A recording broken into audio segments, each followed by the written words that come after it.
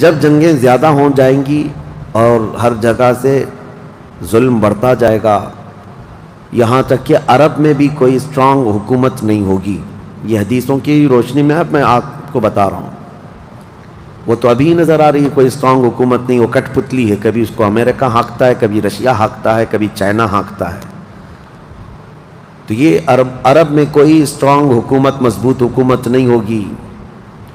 اور مسلمان جب زیادہ قتل ہونے لگیں گے تو سب اکثر ہجرت کر کے مدینے چلے جائیں گے. جو بچے ہوئے ہوں گے وہ مدینہ طیبہ کی طرف ہجرت کر جائیں گے. اور مدینہ طیبہ میں مسلمان رہ رہے ہوں گے، کیونکہ میرے آقا صلی اللہ علیہ وسلم کی حدیث ہے، ان الایمان لا یأزر الی المدینہ کما تأزر الحیۃ الی جحرہا. ایمان جو ہے مدینے سے نکلا ہے اور گھوم پھر کر کے پوری دنیا سے ایمان واپس مدینے میں ویسے ہی آ جائے گا جیسے سانپ اپنے سوراخ میں واپس آتا ہے. ایمان والے سب مدینے پہنچ جائیں گے. اب وہاں جانے کے بعد لوگوں میں یہ بات کثرت سے پھیل جائے گی کہ اب ان حالات کا مقابلہ کرنے کے لیے ہمیں کیا کرنا چاہیے. بہت مجبور ہو چکے، کوئی راستہ نظر نہیں آتا. تو اس وقت جو مدینے میں تھے علماء صلحاء سب بیٹھ کر کے مشورہ کرتے ہیں کہ ہم کو امام مہدی کو تلاش کرنا ہوگا. اور یہ وہ زمانہ ہوگا جب امام مہدی مدینے میں پیدا ہو چکے ہوں گے. یہ وہ زمانہ ہوگا جب امام مہدی مدینے میں ہوں گے. امام مہدی جن کی بشارت اللہ کے نبی صلی اللہ تعالیٰ علیہ وسلم نے اپنی حدیثوں میں عطا فرمایا، ان کا نام حضور کے نام پر ہوگا. ان کا نام محمد ہوگا اور ان کے والد کا نام بھی حضور کے والد کے نام پر ہوگا. اور اللہ کریم کی طرف سے بھیجے جانے والے اس روئے زمین کے وہ آخری خلیفہ راشد ہوں گے. مدینہ طیبہ میں وہ ہوں گے لیکن وہ اپنے آپ کو چھپا کر کے رہ رہے ہوں گے. اب لوگ جب انہیں تلاش کرنے ہوں گے، اس دوران کئی جھوٹے مہدی بھی تیار ہوں گے، کیونکہ امام مہدی کا چیپٹر سب نے پڑھا ہے. جھوٹے مہدی دعویٰ کریں گے لیکن مار کھائیں گے، مریں گے، جیلوں میں جائیں گے. یہ جھوٹے مہدیوں کا یہی ہوتا رہے گا. امام مہدی اپنے آپ کو چھپا رہے ہوں گے کہ کہیں لوگ مجھے پکڑ کر حاکم نہ بنا لیں، امام نہ بنا لیں. اب لوگ جب تلاش زیادہ کر دیتے ہیں تو پھر امام مہدی کو کچھ لوگ مدینہ طیبہ میں پہچاننے لگتے ہیں. تو امام مہدی مدینہ چھوڑ کر مکہ آ جاتے ہیں، مکہ ہجرت کر کے آ جاتے ہیں. اپنے آپ کو چھپا کر کے رہ رہے تھے مکہ مکرمہ میں. یہی رمضان کا موقع، وہ خانہ کعبہ کا طواف کر رہے ہوں گے، حجر اسود کے قریب لوگ. اچھا یہ بھی میں بتا دوں، جتنے دنیا میں ابدال، اقطاب، اولیاء ہوں گے وہ سب ہجرت کر کے اس وقت مکہ میں پہنچے ہوں گے. مکہ میں سارے اولیاء ہوں گے اس وقت. اور طواف کے دوران سب لوگ پہچان لیں گے امام مہدی کو اور ان کو پکڑ لیں گے اور ان کا ہاتھ پکڑ کر سارے لوگ کہیں گے اب ہم آپ کے ہاتھ پر بیعت کرتے ہیں، آپ امام برحق ہیں اور آپ ہمارے حاکم ہو جائیں. امام مہدی منع کر رہے ہوتے ہیں. اسی وقت آسمان سے ایک آواز آتی ہے. اس آواز میں خاص یہ کہا جاتا ہے ھذا خلیفۃ اللہ المہدی، یہ اللہ کا خلیفہ مہدی ہے. اس آواز کو سن کر سب ٹوٹ پڑتے ہیں. امام مہدی سب کو بیعت کرتے ہیں، پھر واپس یہی قافلہ لے کر مدینے پہنچتے ہیں روضہ رسول پر. میرے آقا صلی اللہ تعالیٰ علیہ وسلم کی بارگاہ میں جب پہنچتے ہیں تو اہل مدینہ بھی ان کے ہاتھ پر بیعت کرتے ہیں اور ایک پوری فوج تیار ہوتی ہے. یہ انقلاب کا دور ہے. جتنی جنگیں ان کتوں نے کی تھیں، جتنا ظلم رچایا تھا پوری دنیا میں، اب ریورس ہونے کا ٹائم آ جاتا ہے. حضرت امام مہدی اس فوج کو لے کر ملک شام کی طرف جاتے ہیں. حالات ملک شام کے ایسے ہو چکے ہوں گے کہ ملک شام میں عیسائیوں کی حکومت قائم ہو چکی ہوگی. ابھی تو نہیں ہے، یا انڈائریکٹ ان سے کسی کا تعلق ہے تو یہ ہمیں پتہ نہیں، لیکن حدیث میں یہ ہے کہ عیسائیوں کی حکومت ملک شام میں قائم ہوگی اور یہودی فتنہ مچا رہے ہوں گے ہر جگہ. قتل عام جو مسلمانوں کا سب سے زیادہ کرنے کی کوشش ہے وہ یہودیوں کی طرف سے ہے. امام مہدی مکہ مکرمہ سے نکل کر ملک شام کی طرف جائیں گے اور مسلمانوں کی جو قلت تھی، جو چھوٹی سی جماعت تھی، یہ جب نکل کر کے وہاں آئے گی ملک شام، بہت بڑی جنگ ہوگی جس کو ملحمۃ الکبریٰ کہا گیا ہے۔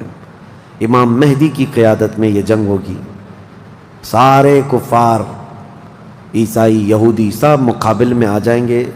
ان کی تعداد جو حدیث میں بتائی گئی ہے وہ 80 جھنڈوں کے نیچے آئیں گے، اور ہر جھنڈے کے نیچے 12,000 لوگ ہوں گے۔ اور یہ مسلمانوں کی نہیں ہے، یہ کفار و مشرکین کی، تقریباً یہ 9,60,000 کی تعداد بنتی ہے کفار و مشرکین کی، 9,60,000۔ مسلمانوں کی تعداد کتنی ہوگی یہ تو نہیں پتا۔ اس کے بعد جنگ جب شروع ہوتی ہے، پہلے دن مسلمانوں کا 1/3 حصہ میدان چھوڑ کر بھاگ جاتا ہے، جو کمزور دل تھے وہ چلے جائیں گے، اور ان کے متعلق کہا گیا ہے کہ یہ ایسے لوگ ہوں گے جن کی توبہ کبھی نہ قبول ہوگی، اور روئے زمین کے سب سے بدترین لوگ ہوں گے، وہ سب سے بدترین لوگ ہوں گے جو میدان چھوڑ کر بھاگ چکے ہوں گے 1/3۔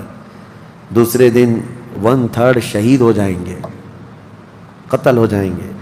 تیسرے دن اللہ تعالیٰ اس مومنین کی قلیل جماعت کو فتح مبین عطا فرمائے گا، اور اس کے بعد ملک شام کے سارے انتظامات امام مہدی کے ہاتھ میں ہوں گے۔ دمشق جب وہ آئیں گے، دمشق کی جامع مسجد سے امام مہدی اپنے انتظامات و انصرامات کو سنبھالیں گے، پھر وہاں سے امام مہدی اسی فوج کو لے کر قسطنطنیہ جو موجودہ استنبول ہے اس کو فتح کرنے کے لیے نکلیں گے۔ اس وقت وہ بھی عیسائیوں کے ہاتھ میں ہوگا۔ اب جب امام مہدی یہاں آئیں گے، صرف ایک ہی دن میں قسطنطنیہ یعنی استنبول فتح ہوگا، اور اس کی بھی کیفیت بتائی گئی ہے، مسلمانوں کے صرف نعرے تکبیر سے فتح ہوگا،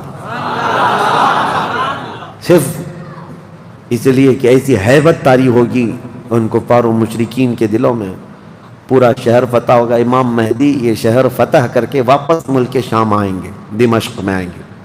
اب یہ وہ وقت ہوگا جب امام مہدی مسجد سے انتظامات و انصرامات سنبھال رہے ہیں، اور کثیر جنگیں اس وقت بھی ہوں گی، لیکن ہر جنگ میں اللہ تعالیٰ امام مہدی کو فتح عطا فرمائے گا، ہر جنگ میں۔ اور یہودی دسیسہ کاری کر رہے ہوں گے، امام مہدی کو ختم کرنے قتل کرنے کی بہت کوششیں کر رہے ہوں گے، پھر امام مہدی ان یہودیوں سے لڑتے رہیں گے۔ اس وقت اللہ کی بارگاہ میں امام مہدی بھی دعا کرتے ہیں کہ مولا ان ظالموں سے ہمیں نجات عطا فرما۔ اور یہودی بھی جگہ جگہ اس بات سے پریشان ہوں گے کہ امام مہدی نے ان کا بیڑا غرق کر رکھا ہے، جہاں جاتے مقابل میں یہ شکست کھاتے ہیں، مر جاتے ہیں، اور ان کے مقابل میں کوئی آ نہیں پا رہا ہے۔ تو پھر ایران کے ایک علاقے میں یہ یہودی کثرت سے دعا میں مشغول ہوں گے۔ یہ وہ زمانہ ہوگا جب عراق اور شام کے بیچ میں دجال ظاہر ہوگا، دجال، جس کے متعلق حدیث پاک میں تفصیلاً بہت ساری باتیں آئی ہیں۔ دجال آئے گا، وہ ایک آنکھ سے کانا ہوگا، آنکھیں دونوں ہوں گی، ایک آنکھ اس کی نظر آئے گی، اور اس کی آنکھ کے کنارے کافر لکھا ہوا ہوگا جس کو مسلمان دیکھ کر پہچان لیں گے، اور وہ بڑا بھاری بھرکم طاقتور ہوگا، اور اللہ تعالیٰ اس کو بہت سارے خارق عادات چیزیں عطا کرے گا۔ وہ ظاہر ہوگا اور سب سے پہلے یہودیوں میں آ کر کے ہی بیعت لے لے گا، یعنی اپنے آپ کو پہلے رسول بنائے گا، اور پھر سارے یہودی، حدیث پاک میں تو ہے کہ اصفہان ایران کے 50,000 یہودی اس کی فوج میں شامل ہوں گے، ہاں، جس کو یہ مسیحا کہتے ہیں، اور اس کے انتظار میں بلیاں چڑھا رہے ہیں۔ یہ ظاہر ہوگا عراق اور شام کے بیچ میں ہے، اور پھر یہ سب یہودی دجال کی فوج میں شامل ہوں گے۔ دجال ایسے نکلے گا روئے زمین پر، حدیث پاک میں یہ سب ملتا ہے کہ وہ آسمان سے کہے گا تو آسمان سے بارش برس جائے گی، زمین سے سبزہ نکلنے لگے گا، کسی کو مار کے دوبارہ زندہ کر کے دکھائے گا، یہ سب چیزیں وہ کر کے دکھائے گا، یہاں تک کہ چلتے چلتے زمین سے کہے گا تیرے اندر جتنے خزانے ہیں نکال، زمین پورے خزانے باہر کرے گی، اور جب وہ آگے چلتا رہے گا تو یہ خزانے شہد کی مکھیوں کی طرح اس کے پیچھے جھنڈ کی طرح چلتے ہوں گے خزانے۔ اور دنیا کے لالچی لوگوں کو ایک سکہ ہی چاہیے بس، جس کے پاس مال ہے اس کے پیچھے غلامی ہے۔ بہت بڑا فتنہ ہوگا، بہت بڑی آزمائش ہوگی، لیکن جو ایمان والے ہیں حدیث میں ہے اس دن بھی وہ نہیں بہکیں گے، اس دن بھی وہ نہیں بہکیں گے، وہ غضب کا ایمان ہوگا ان لوگوں کا۔ حضور صلی اللہ تعالیٰ علیہ وسلم نے فرمایا دجال کے فتنے سے مقابلہ کرنے والے جو مومن ہوں گے نا، اس کا فتنہ دیکھ کر کے بھی ایمان پر قائم ہوں گے، ان کے لیے حضور نے فرمایا وہ بغیر حساب کے ہی جنت میں جائیں گے، ان کا حساب نہیں ہوگا، وہ بنا حساب کے جنت میں جائیں گے۔ تو دجال روئے زمین پر گھوم رہا ہوگا اور فتنہ مچا چکا ہوگا، اور پہلے تو رسول کہتا رہا، اس کے بعد پھر خدائی کا دعویٰ کرے گا کہ میں خدا ہوں۔ اس کی خدائی کو ماننے والے وہ یہودی بھی ہوں گے، عیسائی بھی ہوں گے، بہت سارے مسلمانوں میں بھی گمراہ ہو چکے ہوں گے، جن کا پہلے سے ایمان مضبوط نہیں تھا وہ اس کے پیچھے چل پڑیں گے، وہ ہزاروں کی تعداد میں لوگوں کو کافر بنا چکا ہوگا۔ میرے عزیزو، دجال تو بہت بڑی بڑی چیزیں دکھا رہا ہے، آسمان سے بارش برسا کر کے، زمین سے سبزہ اگا کر کے، اور اس وقت کئی لوگ گمراہ ہو جاتے ہیں۔ یہاں تو چھوٹی موٹے باباؤں کے پیچھے گمراہ ہوتے ہیں، آج تو چٹی نکال کر دکھا رہا ہے بابا، تو بھیڑ لگ چکی ہے، یہ تم کیا کھائے ہو، کیا پیے ہو، کیا سوچ رہے ہو، چٹی میں نکال کر کے دکھاؤں گا۔ چٹی والے بابا کے پیچھے ہی ہزاروں چلے جاتے ہیں، تو دجال والے بابا کے پیچھے کتنے جائیں گے؟ لیکن حدیث پاک کی روشنی میں مفسرین نے، محدثین نے فرمایا کون لوگ اس دن محفوظ رہیں گے، کون لوگ اس دن محفوظ رہیں گے؟ دجال کی شکل جیسی بھی ہو، لیکن وہ جو چیزیں خارق عادات دکھا رہا ہوگا، لوگ اچنبے سے دیکھ رہے ہوں گے۔ اچھا ایک بات اور بھی بتا دوں، آپ گھر میں بیٹھے ہوں، کوئی مسجد میں ہوں گے، شور آئے گا کہ وہاں پر خدا اتر پڑا ہے، نعوذ باللہ من ذالک، اور عجیب و غریب چیزیں دکھا رہا ہے، آسمان کو کہہ رہا ہے تو آسمان بارش برسا رہا ہے، زمین کو کہہ رہا ہے تو زمین خزانے نکال رہی ہے۔ کچھ لوگ جو گھر میں بیٹھے ہوں گے، توجہ، یہ بہت اہم بات کہہ رہا ہوں، کہیں محفل میں ہوں گے، مسجد میں ہوں گے، جب یہ شور آئے گا تو کچھ کہیں گے کہ چلو ہم بھی جا کر دیکھ کے آتے ہیں، تو کچھ لوگ یہ کہہ کر کے اٹھیں گے اور جا کر کافر ہو جائیں گے، اور کچھ لوگ وہ ہوں گے جو جیسے سنیں گے اپنے آپ کو گھر میں ایسے مضبوط بند کر لیں گے کہ ان کو ہوا آنے کی بھی خواہش نہ رہے، اس طرح اپنے آپ کو محفوظ کر لیں گے۔ اور بزرگوں نے لکھا ہے کہ اس وقت اس کے فتنے عروج پر ہوں گے، لوگوں میں صرف اور صرف چرچا یہی ہوگا۔ اسی لیے میں اکثر یہ میڈیا کو دجالی میڈیا کہتا ہوں، اس کی وجہ یہی ہے کہ دجال کے آدھے سے زیادہ کام یہ میڈیا والے کرتے ہیں، سب جگہ پھیلائیں گے افواہیں، بہت جھوٹ کو سچ کر کے دکھاتے رہیں، سچ کو جھوٹ کر کے دکھاتے رہیں، یہ میڈیا یہی سب کام کرتی رہے گی۔ اس وقت کون لوگ محفوظ رہیں گے؟ بزرگوں نے لکھا ہے دجال کے قریب بھی جائے گا کوئی بندہ، لیکن اس کو دیکھ کر نہیں گمراہ ہوگا، تو یہ کون ہوگا؟ جس کا سینہ حضور کی محبت سے بھرا ہوگا، یہ وہی ہوگا جس کے لیے اعلیٰ حضرت نے فرمایا نا، تیرے قدموں میں جو ہیں غیر کا منہ کیا دیکھیں، حضور کے قدموں میں جو پڑے ہیں وہ غیر کا منہ کیا دیکھیں، کون نظروں میں جچے دیکھ کے تلوا دے رہا۔ اب یہ دجال گھومتا ہوا جب فتنہ بہت برپا کر چکا ہوگا، مکہ جائے گا، پہلے یہ یمن جائے گا، یمن میں بھی بہت فتنہ پھیلائے گا، اس کے بعد پھر مکہ آئے گا۔ مکہ کی سرحدوں کو اللہ تعالیٰ فرشتوں سے محفوظ کر رکھا ہوگا، فرشتے اسے داخل ہونے نہیں دیں گے، ماریں گے اور داخل نہیں ہو سکے گا۔ پھر مدینہ جائے گا، مدینہ طیبہ اپنی پوری فوج لے کر کے داخل ہونے کی، 2 شہروں کے علاوہ پوری دنیا کے ہر شہر گھومے گا، ہر شہر گھوم چکا ہوگا 2 شہروں کے علاوہ، مکہ مکرمہ، مدینہ طیبہ۔ مدینہ طیبہ کے سرحد پر آئے گا، وہاں پر بھی اللہ کے فرشتے پہرا دے رہے ہوں گے، میرے مصطفیٰ کا شہر ہے، دجال نہیں آ سکتا۔ لیکن اس کا شہرہ جب مدینے کے باہر بہت پھیل چکا ہوگا، مقام جرف ایک جگہ ہے، وہاں تک وہ پہنچ چکا ہوگا، جہاں آج بادشاہ نے ایک پیلس بنایا ہوا ہے، ان لوگوں نے ایک پیلس بنا کر رکھا ہے وادی جرف میں، وہاں تک پہنچے گا تو مدینہ طیبہ کے ایک عالم وہ جائیں گے، اس سے مناظرہ کریں گے، ڈیبیٹ کریں گے، صرف مناظرے کے کرنے کی وجہ سے اس عالم دین کو وہ قتل کر دے گا، قتل کر کے اس کے بعد پھر ان کو دوبارہ زندہ کرے گا، اور اس کے بعد کہے گا کہ دیکھا میری طاقت۔ اس عالم دین کا کہنا ہوگا اب تو مجھے تیرے دجال ہونے پر اور زیادہ یقین ہو گیا، اس لیے کہ میں نے میرے مصطفیٰ سے سنا ہے، وہ مار کر کے دوبارہ زندہ کرے گا۔ اور اس عالم کا دوسرا چیلنج یہ ہوگا کہ میں نے اپنے حبیب سے ایک اور بات سنی ہے، اب کی بار اب تو مار کر کے دکھا. دوسری بار حدیث پاک میں ہے دوسری مرتبہ اس عالم کو قتل کرنے کی 1000 کوشش کرے گا لیکن مار نہیں سکے گا.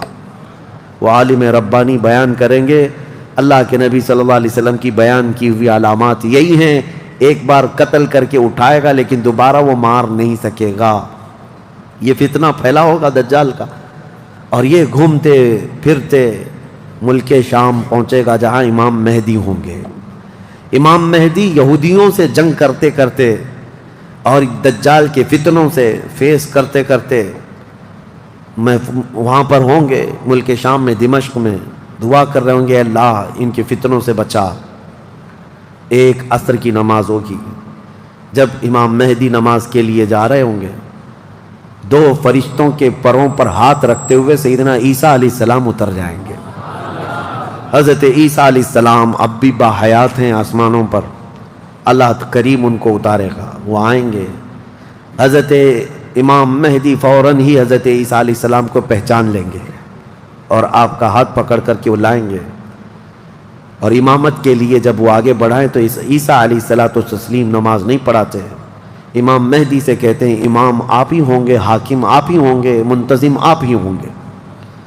اب عیسیٰ علیہ السلام یہ بیان فرمائیں گے میں تو صرف اور صرف دجال کے قتل کے لیے آیا ہوں. اس کے بعد امام مہدی نماز سے فارغ ہو کر اللہ کا شکر بجا لائیں گے. پھر یہ عیسیٰ علیہ السلام کی معیت میں جیسی باہر نکلیں گے, حدیث پاک میں ہے عیسیٰ علیہ السلام کی سانس یا ان کی خوشبو جہاں تک جائے گی دجال اتنا تیز پگھلتا چلا جائے گا, قریب نہیں آ پائے گا. اب وہ ادھر ادھر بھاگا بھاگا پھر رہا ہوگا عیسیٰ علیہ السلام کے خوف سے. عیسیٰ علیہ السلام جس وقت آئیں گے وہ سنہرا دور حدیث پاک میں ہے. اب عیسیٰ علیہ السلام صلیب کو توڑ دیں گے کہ عقیدہ ختم کرو, خنزیر کو ماریں گے, جزیہ ختم کریں گے. اور اس کے بعد عیسیٰ علیہ السلام اس ملعون دجال کو بھگاتے بھگاتے مقام لد پر لے جائیں گے جو آج اسرائیل میں ہے, وہاں تک لے کر جائیں گے مقام لد پر. عیسیٰ علیہ السلام اس کو اپنے تیر سے ماریں گے, ختم ہو چکا ہوگا. دجال کے جتنے ہمراہی تھے ان کو بھی عیسیٰ علیہ السلام ختم کر دیں گے. اب جب واپس عیسیٰ علیہ السلام دمشق پہنچیں گے ملک شام, تو حدیث پاک میں پوری روئے زمین پر ایک بھی کافر نہیں ہوگا, جو ہوگا وہ مسلمان ہوگا. یہ وہ وقت ہے جس کا وعدہ اللہ نے قرآن میں فرمایا هو الذی ارسل رسولہ بالہدی ودین الحق لیظہرہ علی الدین کلہ.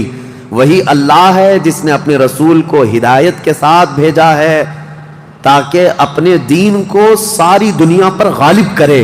اب تک یہ دین پوری دنیا پر نہیں غالب آیا, لیکن وہ دن ہوگا جب عیسیٰ علیہ السلام تشریف لائیں گے روئے زمین پر. اسی لیے میں کہتا ہوں وہ دن آئے گا جب ہر گھر سے آواز آئے گی لبیک یا رسول اللہ. وہ دن آئے گا, وہ وقت آئے گا. صبر کے بعد, ہر اندھیرے کے بعد صبح ہونا ہے, رات کے بعد اجالا آنا ہے. ہاں آج جو حالات ہیں انشاءاللہ العزیز کچھ دیر کی خاموشی ہے, پھر شور آئے گا. آج کتوں کا وقت ہے, کل ہمارا دور آئے گا انشاءاللہ العزیز. میرے عزیزو, سیدنا عیسیٰ علیہ السلام جب اسے قتل کر چکے ہوں گے اور پھر روئے زمین پر صرف پرچم اسلام لہرا رہا ہوگا. امام مہدی کی عمر 49 سال یا 50 سال کے آس پاس ہوگی. وہ بیت المقدس میں انتقال کر چکے ہوں گے. آپ کی جنازہ کی نماز عیسیٰ علیہ السلام پڑھائیں گے, وہیں دفن ہوں گے. پھر عیسیٰ علیہ السلام مومنین کو لے کر مدینہ طیبہ کا رخ کریں گے. جب نبی پاک صلی اللہ علیہ وسلم کے روضے کے پاس عیسیٰ علیہ السلام آئیں گے, عیسیٰ علیہ السلام نکاح بھی فرمائیں گے, آپ کی اولاد بھی ہوں گی, لیکن مدینہ طیبہ میں آپ کا انتقال ہوگا اور میرے آقا کے حجرے میں دفن ہوں گے. حضور صلی اللہ علیہ وسلم کا حجرہ روضہ مبارکہ, اس میں ایک جگہ عیسیٰ علیہ السلام کی باقی ہے.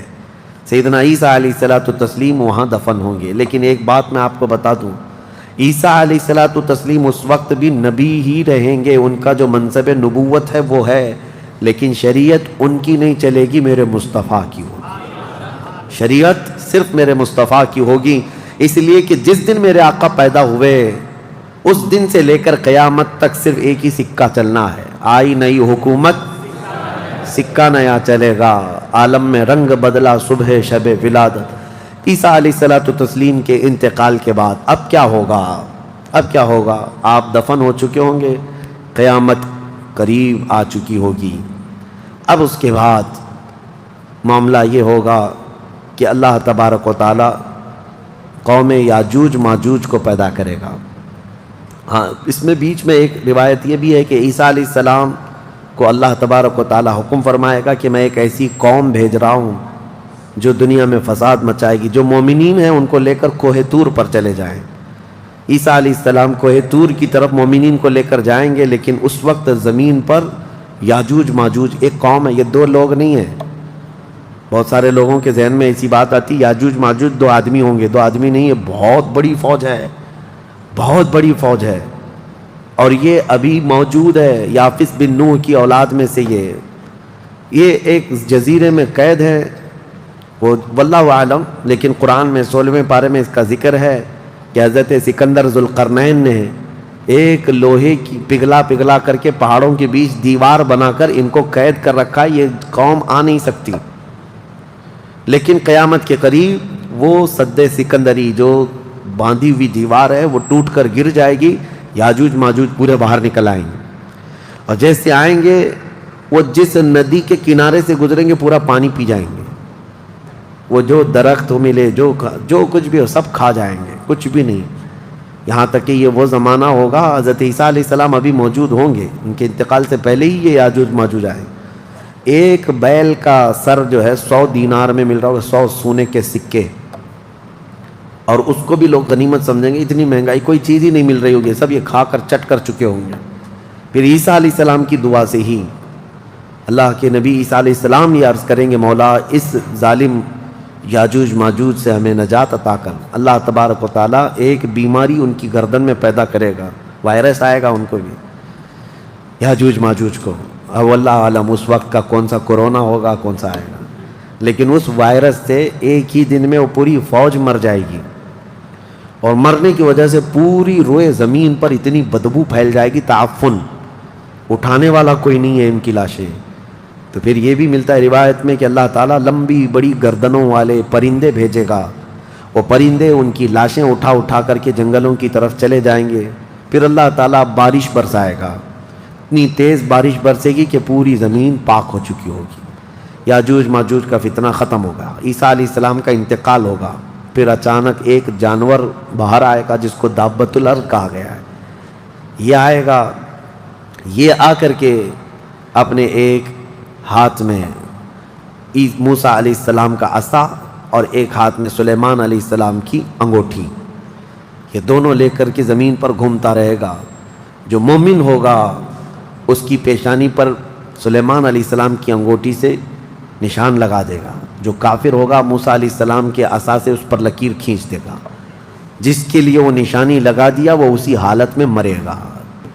اور اس کے بعد پھر حدیث پاک میں ہے دابۃ الارض چلا جائے گا، پھر ہوگا یہ کہ ایک دن لوگ تھک کر کے سوئے ہوں گے، دھواں دھواں نظر آتا رہے گا، ہر جگہ دھواں دھواں، لوگ پریشان ہوں گے، اور اس کے بعد سوئیں گے تو رات اتنی لمبی ہوگی کہ لوگ اکتا جائیں گے، سو کر اٹھیں گے پھر سوئیں گے، سو کر اٹھیں گے پھر سوئیں گے، بچے جو ہے چیخ مارتے رہیں گے، اور پھر جانور اپنی کھیتیوں کی طرف بھاگنے کے لیے بے قرار ہوں گے، لیکن رات لمبی ہوگی، 3 راتوں کے برابر ایک رات ہوگی، 3 بڑی راتوں کے برابر ایک رات کٹتی نہیں ہوگی، لوگ تھک چکے ہوں گے سو کر کے۔ اس کے بعد پھر اچانک چھوٹی چھوٹی روشنی آئے گی سورج کی، لوگ چیخ مارتے ہوئے خوشیوں سے باہر آ جائیں گے کہ اجالا آ گیا۔ پہلے تو لوگوں کو یہ لگ رہا تھا کہ اب اندھیرا ہے، اب سورج آئے گا ہی نہیں، لیکن جیسی روشنی آنے لگے گی سب بھاگ کر کے باہر آئیں گے، لیکن دیکھیں گے اس وقت تو سورج جو ہے پچھم کی طرف سے نکل رہا ہوگا۔ ابھی سورج کہاں سے نکلتا ہے؟ پورب، ایسٹ سے نا، مشرق سے۔ اس دن سورج ویسٹ کی طرف سے، مغرب کی طرف سے نکل رہا ہوگا، پچھم کی طرف سے۔ پہلے ہلکا ہلکا نکلے گا سورج، یہ دیکھ کر کے جو لوگ بہت لمبا سو کر کے آئے ہوں گے گھبرا جائیں گے کہ آج کیا ہوا۔ یہ وہ دن ہوگا کہ میرے آقا نے فرمایا توبہ کا دروازہ بند ہو چکا ہوگا، اس کے بعد پھر کسی کا ایمان بھی قبول نہیں، کسی کی توبہ بھی قبول نہیں. یہ لاسٹ دن ہے توبہ کا. لاسٹ دن کیا، اس سے پہلے جو گزری رات لاسٹ تھی، رات لاسٹ تھی. سورج نکل کر کے آئے گا دھیرے دھیرے دھیرے. اس کے بعد دوپہر کا وقت جتنا ہوتا ہے اتنے وقت تک وہ آئے گا، اور اس کے بعد پھر واپس مغرب کی طرف ہی چلا جائے گا. ایسا نہیں کہ پچھم سے نکل کر کے پورب میں ڈوبے گا. آدھے تک آئے گا دوپہر تک، اور اس کے بعد سورج پھر اپنے معمول کے مطابق جیسی روٹین ہے واپس پھر پچھم کی طرف چلا جائے گا، ڈوب جائے گا. یا آخری دن ہے، اب کسی کا ایمان کام نہ کرے گا، اب کسی کی توبہ کام نہ کرے گی. اب معاملات کیا ہوں گے؟ دھیرے دھیرے مومنین کا انتقال شروع ہوگا تو نئے مومن نہیں ہوں گے. مومن انتقال کرتے جائیں گے، حکومتیں پھر سے ختم ہو جائیں گی. ایک روایت یہ بھی ملتی ہے، جہجہ نام سے ایک اور بزرگ جو حکومت کریں گے چند سال، لیکن اس کے بعد پھر عادل حکمران نہیں آئیں گے، ختم ہوتے چلے جائیں گے. اب مسلمانوں کی تعداد جب گھٹنے لگے گی تو پھر بے حیائی بہت بڑھ جائے گی، اتنی کہ کھلے عام زمین پر سب کچھ ہونے لگے گا. ننگا پن، جانوروں کی طرح لوگ زنا کرتے رہیں گے. سڑکوں پر، روڈوں پر، راستوں پر سب کھلے عام گناہ ہو رہے ہوں گے. بے حیائی بڑھ چکی ہوگی.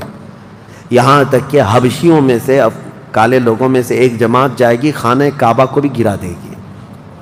یہ وہ زمانہ ہوگا جب مومنین ختم ہو چکے ہوں گے. اب اس کے بعد ایک ٹھنڈی ہوا چلے گی، نرم. اس کے متعلق فرمایا گیا ہے بہت نرم ہوا، میٹھی ہوا چلے گی، اور پوری دنیا میں چلے گی. جو مومن ہوگا وہ ہوا ان کے بغلوں سے گزرے گی تو وہ اسی وقت انتقال کر جائیں گے. ایمان والے ختم ہو چکے ہوں گے. اب میرے آقا صلی اللہ علیہ وسلم فرماتے ہیں روئے زمین پر اللہ اللہ کہنے والا کوئی بھی باقی نہیں رہے گا. یہ اینڈ لاسٹ مومنٹ پر میں آ رہا ہوں، ختم ہونے کے قریب ہے. سب مومنین انتقال کر چکے ہوں گے اس ہوا کے بعد. اس کے بعد چند سال زندگی گزرتی رہے گی نارمل، لوگ اپنے اپنے کاموں میں مصروف ہوں گے. پھر اچانک ایک دن حضرت اسرافیل علیہ السلام سور پھونکیں گے. یہ سور ایک باجے کی شکل کی چیز ہے، دھیمی دھیمی آواز اس کی بڑھتی جائے گی. اب یہ آواز اتنی تیز بڑھے گی کہ دھماکہ ہوگا پوری زمین پر، زلزلہ آ جائے گا. اتنا بڑا زلزلہ آئے گا کہ قرآن میں ہے یوم ترونہا تذہل کل مرضعۃ عما ارضعت وتضع کل ذات حمل حملہا. تم اس دن دیکھو گے حمل والی عورتوں کے پیٹ سے بچے باہر آ جائیں گے. ہر آدمی جو دودھ پلانے والی ماں جو ہے بچے کو لے کر بیٹھی ہوگی، اس آواز پر وہ بچے کو اٹھا کر پھینک دے گی. کوئی ماں اپنے بچے کو پھینکے گی؟ لیکن وہ دن ہوگا جب ماں اپنے بچے کو پھینک دے گی. حاملہ عورت، اس کا پیٹ نکل کر کے بچہ باہر آ چکا ہوگا. لوگ جو کام کر رہے ہوں گے وہیں پر سب اپنے کام چھوڑ چکے ہوں گے.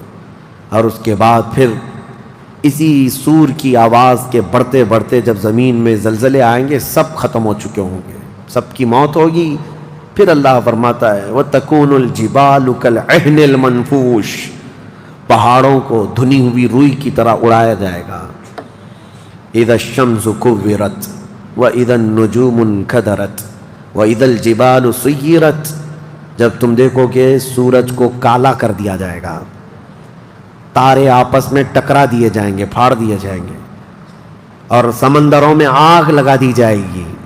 یہ سب پوری دنیا تہس نہس ہو چکی ہوگی، ختم. یہ قیامت ہے. اس کے بعد پھر سارے جب فنا ہو چکے ہوں گے، اللہ تعالیٰ اسرافیل علیہ السلام کو بھی موت عطا کرے گا، اور روح نکالنے والے فرشتے اسرائیل علیہ السلام کو بھی موت عطا کرے گا. اب کون باقی رہے گا؟ کل من علیہا فان ویبقى وجہ ربک ذو الجلال والاکرام. ہر شے فنا ہو چکی ہوگی، باقی رہنے والی ذات صرف تمہارے رب کی ہوگی. اس کے بعد مولا کریم کو جب منظور ہوگا اسرافیل علیہ السلام کو اٹھائے گا، اور پھر سور پھونکنے کا حکم ہوگا. دوبارہ سور پھونکا جائے گا. اب وہ جو منظر ہے وہ ایک الگ دنیا ہے، وہ ایک الگ دنیا ہے، عالم آخرت ہے. جب سور پھونکا جائے گا تو آدم علیہ السلام سے لے کر قیامت تک جتنے انسان جنات آئے تھے سب کو اٹھایا جائے گا. حدیث پاک میں ہے اب وہ دوسرے سور سے، نفخہ ثانیہ سے سب سے پہلے جو اٹھے گا میرے آقا صلی اللہ علیہ وسلم اپنی قبر سے اٹھیں گے. حضور نے فرمایا دوسرے سور کے بعد میں اپنی قبر سے اس طرح اٹھوں گا کہ میرا ایک ہاتھ ابو بکر کے کندھے پر ہوگا، دوسرا ہاتھ عمر فاروق کے کندھے پر ہوگا.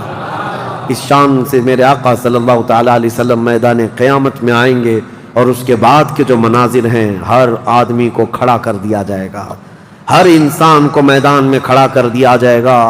اور تمہیں چاہے تم کو مٹی کھا چکی ہو، تم کسی کی غذا بن چکے ہو، تم کو جلا دیا گیا ہو، تم کو پانی میں غرق کر دیا گیا ہو، کسی بھی حالت میں ہو، اور رب قدیر فرماتا ہے جب ہم نے تم کو نطفے سے پیدا کیا پورا انسان، تو تمہارے جلا کر خاک ہو جانے کے بعد تمہاری راکھ سے بھی وہ تم کو دوبارہ زندہ اٹھائے گا. جب تمہیں زندہ اٹھایا جائے گا پھر یہ میدان ہوگا، یہاں پر جو کھڑا کر کے حساب کتاب کا دن ہوگا وہ 50,000 سال کے برابر کا ہوگا. اب یہ ایک لمبی داستان ہے میرے عزیزو. وہاں کے جو حالات ہیں، اس دن ایک آواز آ رہی ہوگی جس کو قرآن میں اللہ نے فرمایا لمن الملک اليوم. اللہ فرمائے گا آج کی بادشاہت کس کی ہے، آج کی بادشاہت کس کی ہے. پھر مولا خود فرماتا ہے للہ الواحد القہار، ایک قہر کرنے والے خدا کی آج حکومت ہے. جو اکڑتے تھے، جو گھمنڈ کرتے تھے، سب کو کھڑا کیا جا چکا ہوگا، اور فرشتے پکار رہے ہوں گے این الجبارون این المتکبرون، کہاں ہیں غرور میں چلنے والے، کہاں ہیں اکڑ میں رہنے والے، سب جمع ہو جاؤ. سب کے گناہ ان کی پیشانیوں سے ظاہر ہو رہے ہوں گے. کسی کو داغ داغ کر کے فرشتے نشان بنا رہے ہوں گے کہ یہ چور ہے، یہ زانی ہے، یہ شرابی ہے، یہ حرام خوری کرتا رہا. سب کی الگ نشانیاں بنائی جا رہی ہوں گی. اس بھرے محشر کے میدان میں ہمارے لیے کون ہے میرے عزیزو؟ ہم اسی رب ذوالجلال کو منانے کے لیے آج آئے ہیں. اس تصور کے ساتھ اب ہم کھڑے ہو کر اس کا ذکر کریں گے کہ مولا آج ہم تجھے منا رہے ہیں، تو ہم سب سے صلح فرما لے. کل بھری قیامت کے دن ہمیں ننگا اور ذلیل ہونے سے محفوظ فرما لے. اور قیامت کا دن ہوگا انشاءاللہ العزیز میرا رب اسی ذکر کی مجلس کی برکت سے ہماری بخشش کا اعلان فرمائے گا. وہ دن کتنا خوبصورت ہوگا، ذرا تصور کرو کہ اس ذکر کی مجلس کو اللہ تعالیٰ ذریعہ بنائے، اور قیامت کے دن جب سب کھڑے ہوں گے لاکھوں کی تعداد میں، اور تمہارا نام پکارا جا رہا ہوگا فلاں کا بیٹا فلاں کہاں ہے، تم گردن اونچی کر کے دیکھ رہے ہوں گے کیا ہے میرے حساب میں، کیا ہے میرے پلے میں. تو فرشتے کہیں گے اللہ کی طرف سے حکم آیا ہے، تیرے لیے جنت ہے، تیرے لیے جنت ہے.